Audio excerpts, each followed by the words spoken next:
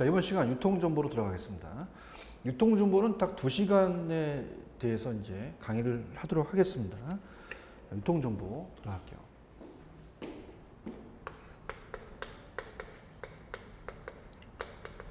제1장 우리가 유통정보의 이해가 있죠. 정보의 이해. 자, 그래서 이 부분은 이제 정보란 그냥 밑줄만 쳐볼게요. 정보란 우리가 이 수집된 데이터를 이제 문제를 해결하는 건데, 정보란 관찰이나 측정을 통해서 수집된 자료, 데이터를 실제 문제를 해결에 도움이 될 수 있도록 해석하고 정리하는 것이다. 즉, 정보는 개인이나 조직이 의사결정을 하는데 사용되는 각종 데이터를 의미하고 유용한 형태로 처리한다. 가공, 해석, 정리하는 거죠. 그래서 이제 우리가 자료와 정보 지식이 있는데요. 이 자료하고 정보가 이제 좀 정리가 틀리겠죠. 자료와 정보를 좀 구분해서 보는 정도가 봐야 돼요. 그래서 자료라는 것은 우리가 특정 업무와의 관련성이 있는 적절성 유무와는 관계없이 어떤 형식이나 일어난 사건이나 사상을 기록하는 것으로 숫자, 기호, 문자, 음성, 그림, 비디오 등을 이제 표현합니다. 자료 등은 이제 운영 개념이 없는 사실이라는 거죠. 정보 인포메이션은 이제 자료를 사용자의 목적에 맞게끔 분류하고 여가해서 요약하는 것입니다. 그래서 자료 그 자체는 의사결정에 활용할 수 없지만 자료를 체계적으로 정리한 정보는 이용자의 그다음에 의사결정 매우 중요하게 이용된다. 자, 바람직한 정보의 속성은 제목 위주로 가셔야 돼요. 자, 정확성이라는 게 있어요. 정확성. 그래서 바람직한 정보의 속성은 별표를 하나 쳐놓으시기 바랍니다.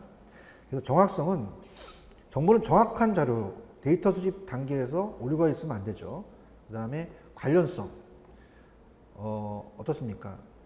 정보 의사결정 관련성이 있어야 됩니다. 그래서 유무한 정보가 이제 관련성이 있어야 되고요. 그 다음에 경제성. 돈이 너무 많이 들면 안 되겠다는 거죠. 정보 수집 비용보다는 정보 이용 가치가 더 커야 되고, 신뢰성은 어때요? 정보는 신뢰할 수 있어야 되고, 완전성이다. 불완전하면 안 되죠. 그래서 밑에 굵은 글씨가 우리가 어떻습니까?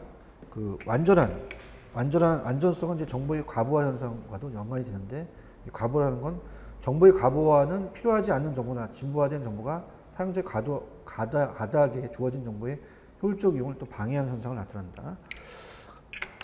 너무나 정보가 많으면 안 돼요. 의사결정할 수가 없습니다. 그래서 단순성이 있어야 되고, 적지성은 기업이 의사결정할 때 필요할 때 있어야 된다는 거. 또 입증이 가능해야 되고 정확해야 되고, 접근성, 그죠? 우리가 접근성이 또 있어야 된다는 얘기입니다. 그래서 일반적으로 인터넷상의 정보는 이제 벤에 존재하는 정보보다는 또 접근성이 높다라고 볼 수가 있어요. 이거 보시면 되고, 그다음에 형태성은 이제 의사결정자의 요구에 정보가 얼마나 부합한 형태로 제공한지를 관한 정보다 이렇게 보시고요. 그다음에 정보에 대한 가치는 정보의 유용성은 의사결정에 기여할 수 있는가 이런 걸 따지는 거고요. 그다음에 이제 앤드러스가 이제 정보의 가치는 정보의 정확성과 정보의 효용, 평가를 한다는 거. 필요할 때마다 이제 필요한 장소에 필요한 형태로 제공되어야 하는 가치를 갖는다. 그다음에 이제 정보의 효용도 별표를 하나 해놓으세요. 형태 효용. 자, 정보 형태가 의사결정자의 요구에 보다 밀접하게 부합될 수 있도록 정보의 효용이 또 높아져야 되고, 원시간대에 제공돼야 됩니다. 시간의 효용이 중요하고, 장소 효용도 중요하죠. 정보에 쉽게 접근할 수 있을 때 정보 효용은 높아집니다. 그래서 보고, 자, 소유 효용은 이제 정보 소유자는 다른 사람에게 정보가 흘러가는 것을 통제할 수 있을 때 정보 가치가 높게 된다는 거죠. 정보와 사회는 그냥 참고적으로 보실 내용인데요. 이 정보와 사회는 정보가 유력한 자원이 되고, 산업혁명에서는 이제 자본 토지였잖아요. 이제 이후에서는 정보와 사회는 정보가 유력한 자원이다. 이렇게 봅니다. 그 다음에 이제, 즉, 밑에, 어떻습니까? 우리가 정보와 사회란 대량의 정보 처리 능력을 가진 컴퓨터에 의해서 주되는 사회라고 해서 혁명에 의해서 형성된 사회다. 이렇게 또 주장한다고 이제 우리가 앞쪽에서 기본소에 얘기를 했고요. 그 다음에 정보와 사회는 이제 미래학자인 엘빈 토플러가 중요하죠. 여기에서 제시된 개념으로 토플러는 정보와 사회를 다품종 소량 생산, 분권화야 다양화, 탈대량화, 매스가 아니라는 얘기죠. 탈대량화. 그다음에 탈집중화, 탈일획화 등을 이제 규정한다고 말씀드렸고, 그다음에 정보화 사회의 유사 개념은 이제 다니엘 벨은 정보화 사회를 탈산업화 사회 또는 후기 공업화 사회라고 이제 규정한다는 것도 알아두시고, 그다음에 맥클럽은 21세기는 지식산업이라는 것을 주도할 것이라고 예측하고, 미국 상무성이 언급한 디지털 경제 또는 존 네이스비트 이 글로 벌사회, 글로벌 사회 등이 이제 정보화 사회의 유사한 성격을 가지고 있다. 그래서 이 생산 양식은 이제 밑에 산업사회의 정보화 사회의 비교는 프로세싱, 리사이클링이고요. 그 다음에 우리가 전략적인 자원은 옛날에 원재료였는데 지금 지식이고, 그 다음에 기술은 기능, 기계 기술, 지능 기술 이렇게 발전이 되고, 인력은 산업사회에서는 기술자 숙련국인데 정보화사는 과학자, 전문가가 된다. 이 전문가 시대라는 거죠. 기술자가 아니라 전문가 시대라는 것도 꼭 좀 체크를 해 놓으시고요. 그 다음에 정보화 사회의 특징과 문제점은 뭐 그렇게 뭐 중요한 건 아닙니다. 문제점 같은 경우는 좀 보세요. 문제점에다 별표. 자, 정보화 사회의 문제점은 소수의 정보의 독점에 의한 독재가 있을 수 있고, 정보 과잉 현상, 정보가 너무 많아서 의사결정이 또 힘들 수도 있죠. 그 다음에 맨 마지막에 이제 문화지체 현상도 나타날 수 있고, 프라이버시 침해 문제는 뭐 다 아실 테고, 정보 격차로 인해서 국제 간의 불평등 심화가 됩니다. 국가 간의 이제 정보의 불균형을 또 초래될 수가 있다는 얘기죠. 그 다음에 정보화 사회에 대한 기업의 환경에 대한 변화도 참고하시고, 정리에 따른 별표 하나 쳐놓으세요. 자, 우리가 정보화로 인한 개인 직무상의 변화는, 자, 우리가 이 다른 건 다 읽어보시고, 니은 업무가 자동화되는 비율은 일반 사무직원들의 경우가 가장 높다. 많이 우리가 준다는 거죠. 그래서 이제 이 사무 자동화가 되면 관리 파트가 많이 줄어듭니다. 뭐 이런 것들이 이제 가장 큰 직무상의 변화라고 볼 수가 있죠. 그 다음에 오른쪽에 이제 정보와 유통혁명이라는 게 있잖아요. 그죠? 정보와 유통혁명. 그래서 이제 유통혁명에 이르면서 이제 우리가 그 유통혁명이라는 것은 이제 월마트에서 이제 먼저 시작을 했습니다.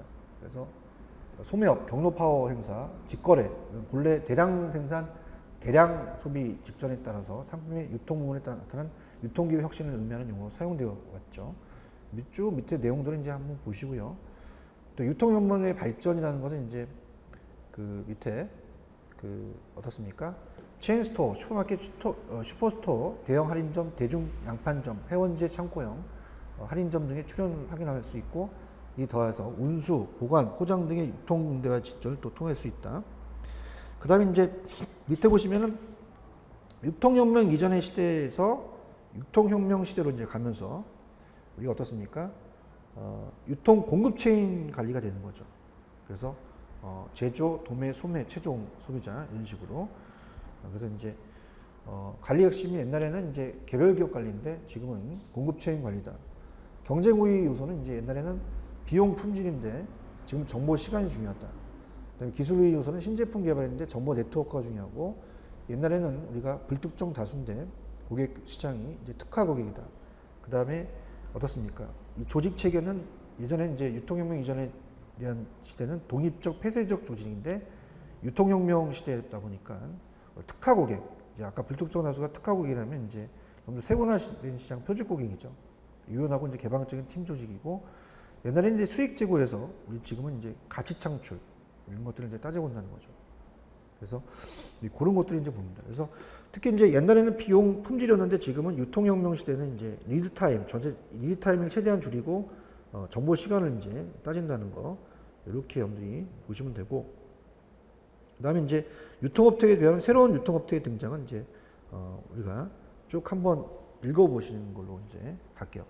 옛날에 다 했기 때문에. 특히 이제 넘기시면은 우리가 그 온라인 유통업계의 전개 정도는 이제 보셔야 됩니다. 그래서 이제 2000년 이후에서는 유통업체는 온라인과 오프라인이 혼합한 형태로 이제 어느 시장도 놓칠 수 없다, 이런 식으로 간다라는 것 정도만 인식해 두시고요. 그 다음에 정보와 의사결정은 의사결정의 모형, 그죠? 그래서 이제 합리적인 경제인 모형. 그래서 우리가 합리적 경제인 모형은 고전화파의 경제학자인 스미스, 그래서 보이지 않는 손, 인간의 안전한 합리성에 기초를 해서 여러 가지 이제 의사결정을 한다는 거. 또 이익을 극대화를 추구하고 이를 위해서 모든 가능한 대체안을 이제 체계적으로 탐색 평가한다. 그래서 인간의 전지전능성, 그다음에 최적 대체안의 선택, 목표의 극대화 등을 전제로 해서 어떤 이 규범적 모형이다. 인간은 행동한다는 얘기죠. 관리인 모형, 만족 모형은 이제 이 합리적 경제 모형이 비판해서 실제 의사결정을 설명하기 위한 사이먼이 제시한 건데 밑에 굵은 글씨 제한된 합리성을 기준으로 하고 현실적으로 만족할 만한 대체안, 그죠? 그래서 이거는 어떠한 것을 기술하는 기술적 모형이다. 이렇게 해서 보시면 합니다. 그다음에 점증 모형은 이제 오른쪽에 약간 향상된 의사결정 만족이고, 그다음에 최종 모형은 합리적 모형과 점증 모형을 결합해서 이제 계량적인 측면과 질적인 측면을 이제 검토했다. 이렇게 보시면 됩니다. 자, 의사결정의 유형이라는 자체는 뭐 우리가 어떻습니까? 이거는 이제 별표 표시를 하나 해놓으세요. 그래서 얘는 두 번째 엔소프에 대한 조직 계층 또는 의사결정의 수준에 따라서 전략적, 관리적, 업무적 의사결정을 구분했죠. 그래서 이제 밑에 전형적과 전형적과 그 비전형적 의사결정이라는 게 중요합니다. 그래서 전형적인 이제 일상적, 보편적 상황이라면 비전형적 의사결정은 비일상적, 특수적 상황이죠. 자주 일어나는 게 아니라 매일매일 반복되는 게 아니라는 얘기입니다. 그러니까 전형적은 우리가 해결안이 조직 정책이나 절차에 의해서 사전에 상세하게 명시되는데 비정형적은 해결하는 문제가 정의된 후에 창의적인 결정이다. 그다음에 이제 정형적은 주로 하위층인데 비정형적은 주로 고위층이다. 그래서 정형적은 이제 관리적, 업무적 의사결정인데 단순하지만 사장, CEO는 이제 전략적 의사결정이다. 전형적은 시장과 기술이 안정이 되고 일상적, 단순하며 구조화된 문제 해결이 많은 조직인데 우리가 비정형적 구조화되지 않고 결정사항이 비일상적이며 복잡한 조직이고, 전형적인 이제 간습 업무 절차라면 비정형적은 판단, 직관, 창조성, 경험 법칙이다. 그래서 이제 전형적 의사결정이 OR 같은 거 생산 관리에 쓰죠. EDPS 순서대로 하는 것이죠. 그러니까 얘는 이제 휴리스틱 통계학에서 나오는 겁니다. 그래서 전형적과 비전형적 의사결정은 좀 나올 수 있을 것 같아요. 그래서 요 321페이지. 그래서 아주 중요한 것들만 좀 제가 적어 놓을게요. 321페이지 의사결정의 유형은 전형적 의사결정은 정형적과 비정형적이라는 자체가 우리가 계속 또 나오는 용어이기 때문에 여기는 이제 출제 가능성이 높아요. 나올 가능성이 높습니다. 체크를 해 놓으시고요. 그다음 전략적, 관리적, 업무적 의사결정은 뭐 중요하진 않습니다. 그래서 이제 이 전략적이라는 의사결정은 주로 우리가 기업이 외부 문제에 관련된 것으로 기업이 생산하려고 하는 제품의 믹스, 어떤 제품을 생산해야 되느냐, 시장의 선택, 또 우리가 타겟으로 하는 시장은 또 어디냐, 이런 것들을 얘기하죠. 그래서 그런 것들만 체크하시고 뭐 다른 것들은 그냥 참고로 보시고, 밑에 이제 계층별 의사결정 같은 경우는 최고관리층은 전략적이죠, 의사결정. 그래서 총 자원을 제품 시장에 여러 기회를 할당하는 거고, 중간은 관리적 의사결정, 자원의 조직화, 조달 개발, 하위층은 이제 업무적 의사결정, 주요 기능 분야의 자원을 할당해서 일정 계획을 또 수립한다. 이렇게 보고요. 그 다음에 이제 중요한 것은 하나하나 이제 바코드의 의의가 중요합니다. 그래서 다 볼 수는 없고 그냥 바코드 자체만 제목을 적어놓고 322페이지, 23페이지 바코드를 주의 있게 보십시오. 바코드. 그래서 월마트가 최초 시험에서 가장 많이 출제되는 게 이제 유통정보기술이에요. 주요 유통정보기술이기 때문에 이쪽에 이제 좀 우리가 좀 집중을 해서 강의를 해볼게요. 바코드입니다. 그래서 보통 이제 POS, 판매 시점 관리의 데이터를 연결시켜서 우리가 이 바코드는 굵은 글씨로 가야 합니다. 예전에 다 공부를 했기 때문에 굵은 글씨로 가는 게 좋아요. 그래서 검은 막대와 흰 막대의 조합이다. 그 다음에 판매 계획 수립 또는 주문의 신속화, 출하와 배송 효율하다. 그 다음에 바코드는 제품에 대한 어떠한 정보도 담고 있지 않으며, 그 바코드는 제품 분류 수단이 아니라 제품 식별이라는 걸 제가 강력하게 주장했어요. 그래서 그렇게 보시면 되고, 바코드의 원리는 나중에 기본소를 보십시오. 지금 상황에서 이걸 하나씩 해드리긴 좀 그래요. 그래서 그거는 여러분한테 맡기고, 그 대신 이제 바코드는 맨 끝에 이 상품의 제조업체 품명 또는 가격을 정해놓고 간단히 쉽게 읽어드릴 수 있도록 고안된 거고요. 자, 바코드 심볼리즈는 그냥 정보를 바코드로 표현하는 방법이 여러 가지로 있는데 이걸 바코드 심볼리즈라고 하고, 넘기시면 이제 그동안 이제 우리나라는 유럽의 바코드 체계인 EAN 기준에서 KN 체계로 이제 채택됐다. 이런 거. 그죠? K가 코리아죠.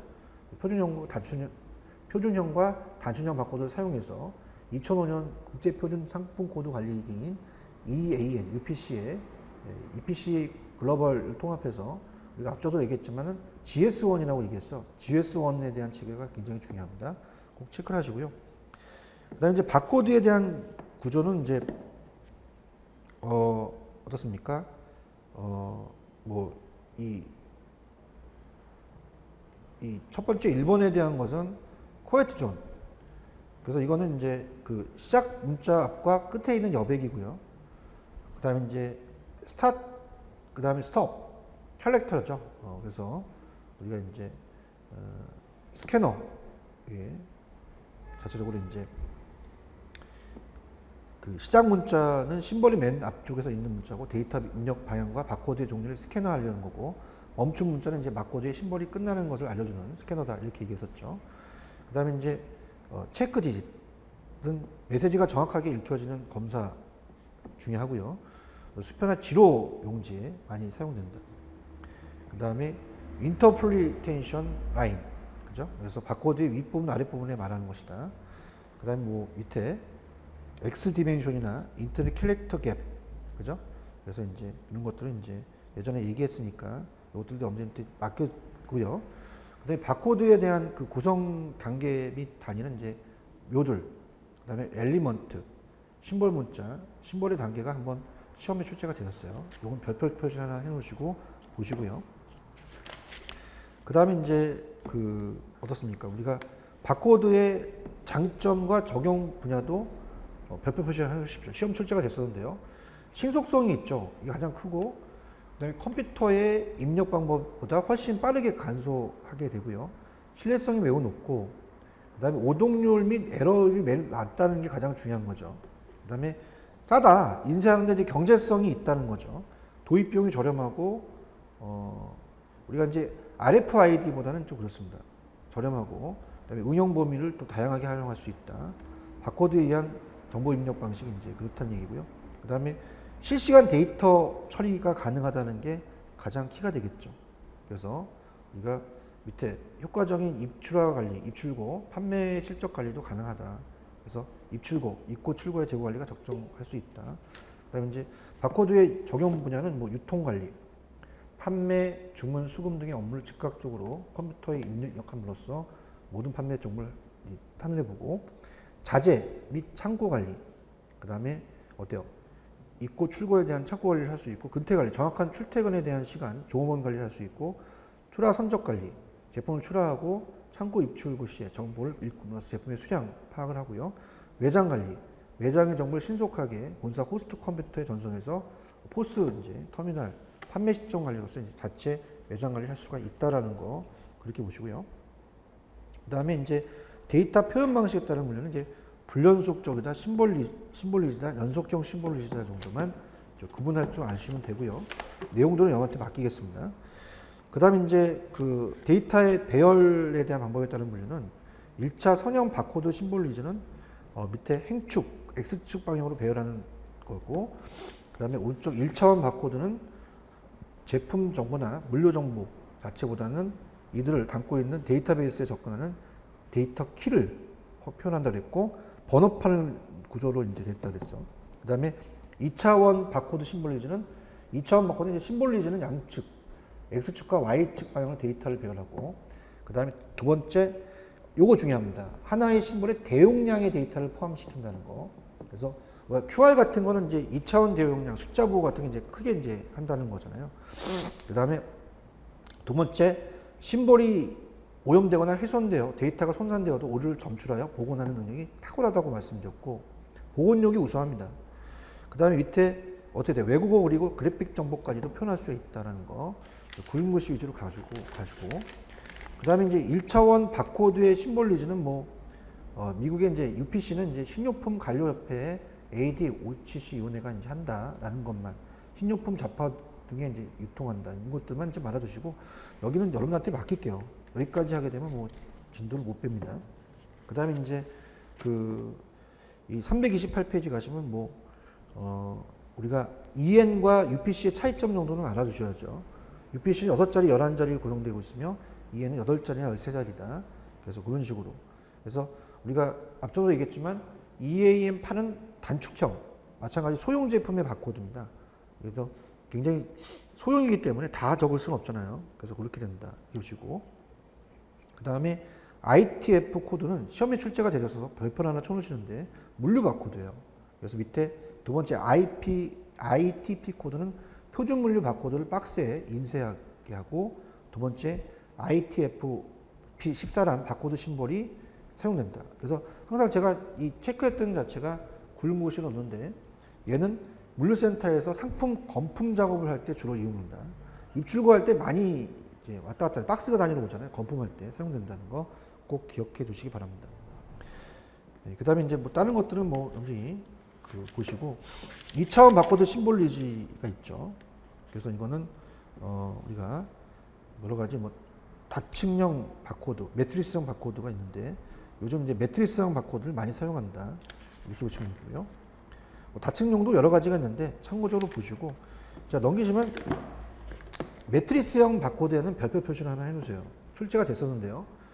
이 매트리스형 바코드는 정방향의 동일한 폭의 흑백 요소를 모자이크식으로 배열하여 데이터를 구성하기 위한 심볼은 체크문입니다.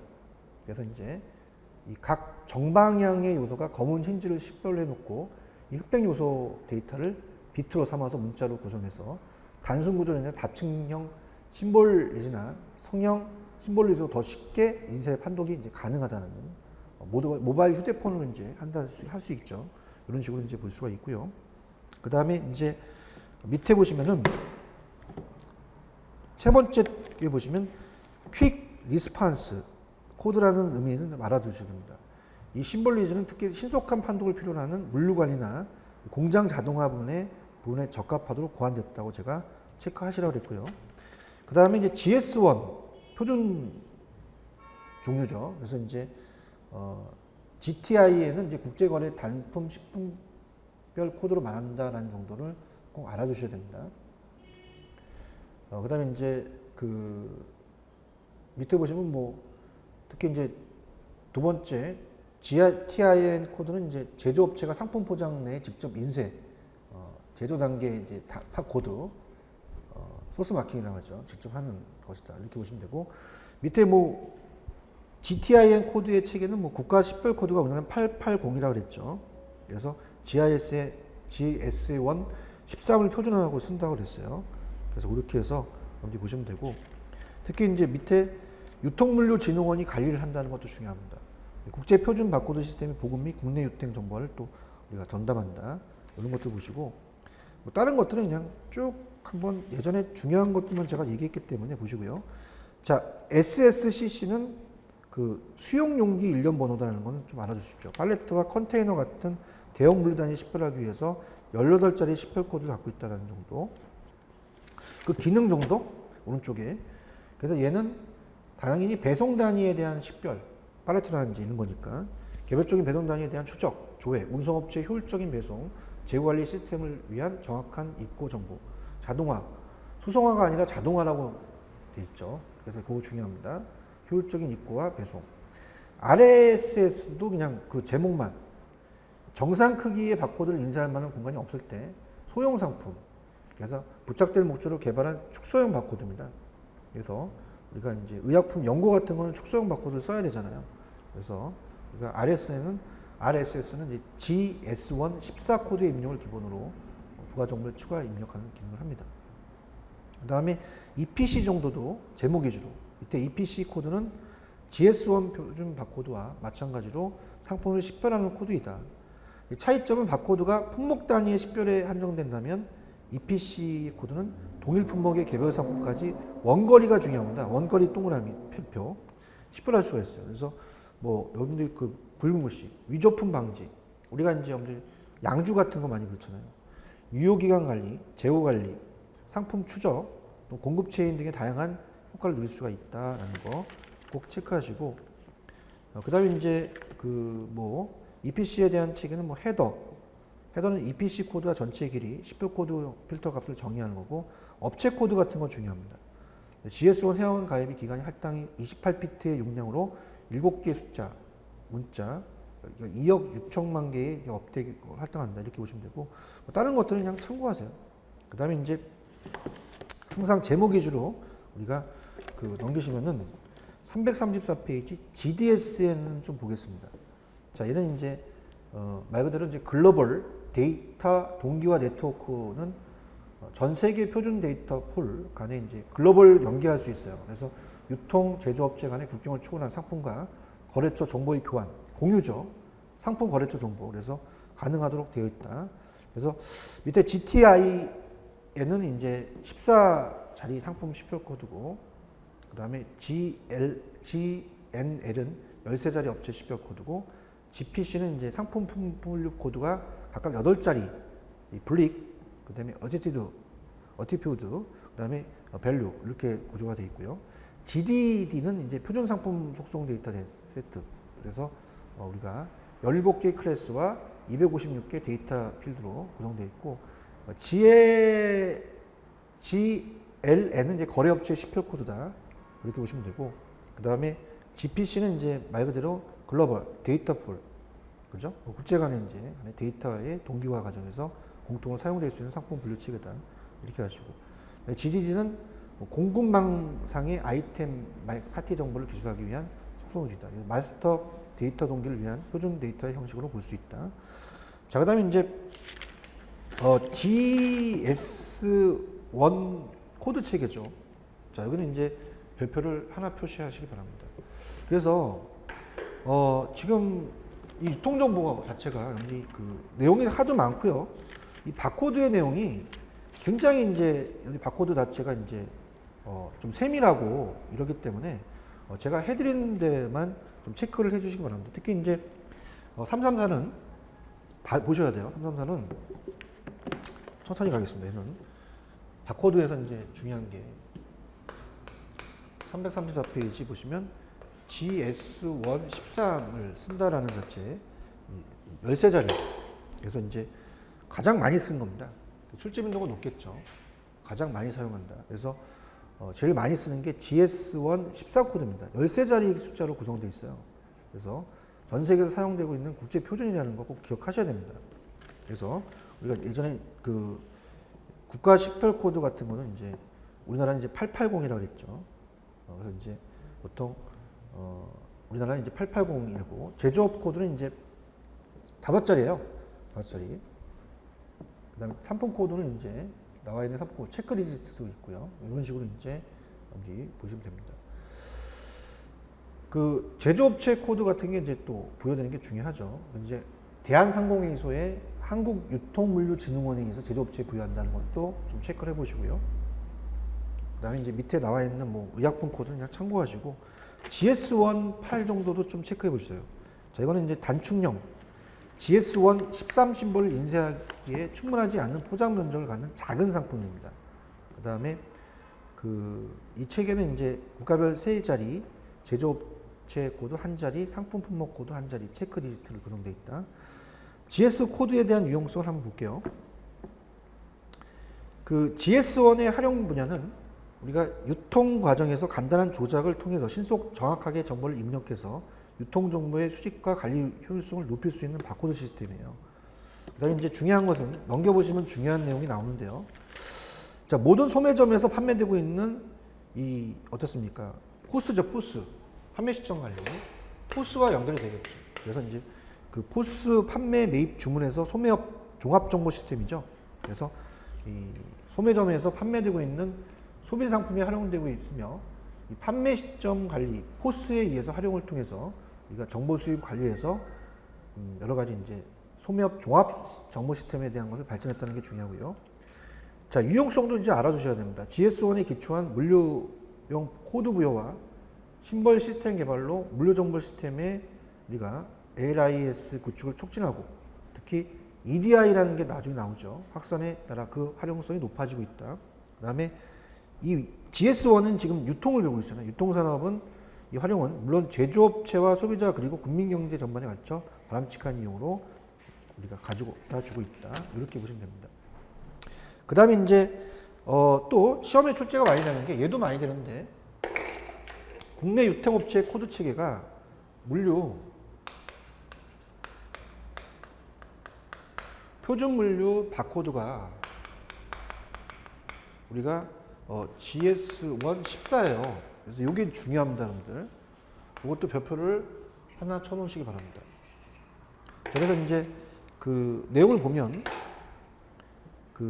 우리가 이제 박스 같은데 박스 단위랑 이제 개수로 이제 세게 되면 이제 박스 자체가 이제 우리가 나오기 때문에 그 박스 단위 표준 코드를 하나 더 적어야 돼요. 하나가 더 들어가죠. 그래서 이 표준 물류 바코드는 개별적인 물류 작업과 물류 정보 시스템을 유기적으로 결합해서 우리가 두 번째 GS1 14는 GS1 박스 단위의 표준 단위 코드이며 박스 내부의 단품은 GS1 그 13 단품 코드를 따른다 돼 있죠. 그래서 GS1 14는 업체 간의 이제 거래의 물류 단위 로직 유니트죠. 주로 이제 박스의 식별을 사용하는 국제 표준 물류 바코드예요. 생산 고장, 물류센터, 유통센터, 입출하 사전 시점에 이제 판독되는 표준 바코드가 되죠. 그래서 GS1은 GS1 14는 골판지 박스 등 외장 박스, 집합 포장 상품의 상품 코드를 인쇄하기 위해 개발된 바코드라는 거. 그 다음에 중요한 건 밑에 포장 박스, 포장 박스를 개봉하지 않고도 직접 내용물의 개별 포장이 무엇인지 자동적으로 판독하는 식별하기 위한 개발된 것으로서 국내뿐만 아니라 전 세계 업체, 제조업체, 유통업체, 물류업체 모두가 공통적으로 사용할 수 있는 국제 표준 물류 바코드라는 걸 꼭 기억하세요. 그래서 우리가 이를 통해서 대고객 서비스 향상, 그 다음에 각사의 물류 코스트를 감소시키고 GS1 14를 바코드를 표시하기 위해서는 심벌의 명칭은 ITF14로 이제 불린다는 거. 그 다음에 이제 밑에 VL이 분류 식별 코드. 그 다음에 우리가 국가가 88별이 운전하죠. 880이 국가별 식별 코드. 그다음에 제조업체 코드가 있고요. 그래서 M1서부터 M4가 있죠. 네 자리. 그 다음에 상품 품목 코드. 그 다음에 체크 디지트 코드. 이렇게 해서 봅니다. 그래서 이 GS14는 14자리 코드 숫자로 구성되면서 분류 식별 코드 한 자리, 국가 식별 코드 세 자리, 제조업체 코드 네 자리, 상품 코드 다섯 자리, 체크리스트 한 자리가 시험에 나올 수가 있어요. 그래서 0이라는 자체는 이제 GTIN에 따른 식별 코드에 구분이 돼서 박스 내 이 소비자 구매 단위가 혼합되어 있는 경우, 이래서 파는 박스 내에 동일한 단품만이 들어있는 경우, 물류 식별 코드는 이제 박스에 포함된 단품 내 우리가 개수의 차이를 구분하는 거죠. 그 다음에 9라는 것은 추가형 코드가 있는 경우 이제 개량형 상품이다. 이렇게 보시고요. 그 다음에 이제 표준 물류 바코드의 활용 이점이 중요합니다. 별표 표시를 하나 주세요. 그래서 물류센터 내의 건품, 입고나 출고시 중요하죠. 거래처별, 제품별 쇼팅, 분류하는 로케이션 관리의 자동화, 렉, 우리가 이제 선반 같은 로케이션 위치 관리 같은 게 중요하죠. 그 다음에 물류센터 내의 실시간 재고 파악을 통한 재고 파악이라는 게 중요하죠. 재고 관리에 대한 효율화. 그 다음에 생산에서 배송까지 제품 이동의 신속 정확화. 수주에서 납품까지 리드타임 단축이 또 중요하고, 제품 이동 신속 정확화는 이제 운송이에요. 그다음에 물류 단위 중심의 판매 단위가 아닙니다. 판매 단위가 틀려요. 물류 단위, 그거 중요합니다, 여러분들. 예전에 문제 풀어봤었죠. 판매 단위가 아니라 물류 단위다. EDI 거래 촉진이다, 이렇게 보시면 되고, 그다음에 이제 GS1 이제 128 정도는 이제 단품 또는 박스 단위에 인쇄되는 무의미성, 그다음에 범용성이라는 것은 어디에나 이제 동일하다는 거죠. 식별 코드라는 한계를 지니고 있다는 거. 밑에는 내용을 읽어보시고요. 그다음에 이제 GS1 및 IDF가 있어요. IDF도 이제 표준 물류 바코드를 박스로 인쇄하기 위해 사용되는 바코드 심볼이다. 0에서 9가지 숫자만 사용해서 두 종류의 바코드만 사용해서 짝수계로 숫자를 이제 표기한다는 정도만 좀 체크를 하시고요. 넘기시면 우리가 나와 있는 내용은 이제 한번 GS1하고 IDF 비교를 해주시고, 그 다음에 이제 이 국제 표준 도서 번호잖아요. 우리가 책 뒤에 이제 있는 이런 것들이 이제 ISBN입니다. 책에. 그래서 국제 표준 도서 번호는 현재 이제 전 세계 90여 개국의 서점 정보와 출판물의 판매 정보, 재고 현황을 신속 정확하게 파악하기 위해서 활용되고 있죠. 13자리의 숫자로 구성되어 있습니다. 그래서 1번은 89가 이제 우연하죠. 국가고, 그 다음에 발행자 번호 1, 2, 3, 4, 5, 6, 7이 이제 서명 식별 번호, 그 다음에 마지막 체크디스크가 마지막 있죠. 그래서 2006년까지는 10자리 구성되었으나 2007년서부터 이제 13자리로 변경이 됐어요. 그래서 밑에 우리가 접두부가 있고, 그 다음에 국가번호, 발행자 번호, 어떻습니까? 도서를 수가 발행했느냐, 출판사를 얘기하는 거죠. 발행자 번호가. 누가 발행했느냐. 서명 식별번호 체크리스트. 그래서 밑에 우리가 내용들을 이제 쭉 내용들을 읽어보시면서 특히 이제 맨 마지막에 우리가 첫 번째는 두 번째 한국문헌정보센터에서 ISBN 비밀을 확정한다는 거. 그 다음에 우리가 그 두 번째는 도서 팜플렛 복합 매체 출판물 점자자료 교육용 필름이나 데이터 카세트 녹음 등 도서 컴퓨터 소프트웨어 전자 출판물 지도 등에 표기는 되나 중요한데, 제가 예전에 체크하는데 달력이나 광고물 등 수명이 짧은 자료나 선정용 팜플렛, 화첩 등 낱장 자료, 연속 간행물에는 부여하지 않는다 그랬어요. 이 정도는 이제 우리 좀 체크를 해보셔야 됩니다. 그래서 우리가 그 IS는 이제 밑에 단행본 같은 건 978, 소설책 같은 한 권, 정기 간행물 같은 건 이제 정기적으로 나오는 것은 월간 이렇게 나오는 것은 977 이렇게 나오고요. 밑에 정기 간행물에 대해서는 ISSN이 이제 사용이 되면서 그 자체는 이제 숫자나 영문자를 X로 붙이는 ISBN과는 달리 번호 숫자만 특별한 의미가 없고 8자리 이제 한국문헌정보센터 이런 게 어디에서 배정되냐가 또 중요하겠죠. 그렇게 해서 이렇게 해서 마치도록 하겠게요. 그래서 다음 시간에 6강에 6강이 아니죠. 두 번째 강의죠. 그러니까 정보는 정리를 할 겁니다. 그래서 유통정보라는 자체가 굉장히 좀 어려워요. 근데 이제 지금 바코드에 대해서 얘기를 했잖아요. 지금 앞으로 이제 배우실 바코드, RFID, 그 다음에 어떻습니까? 포스 시스템, 이런 것들이 이제 굉장히 중요합니다. 그 다음에 이제 벤, EDI, 카스, 이런 것들이 이제 시험 출제가 되는 전반적인 내용들이에요. 그래서 그런 것들을 이제 보고 유통에 대해서 이제 나오는 용어들을 다음 시간 다시 한번 정리해 드릴게요. 자, 좀 쉬었다가 두 번째 시간 가도록 하겠습니다.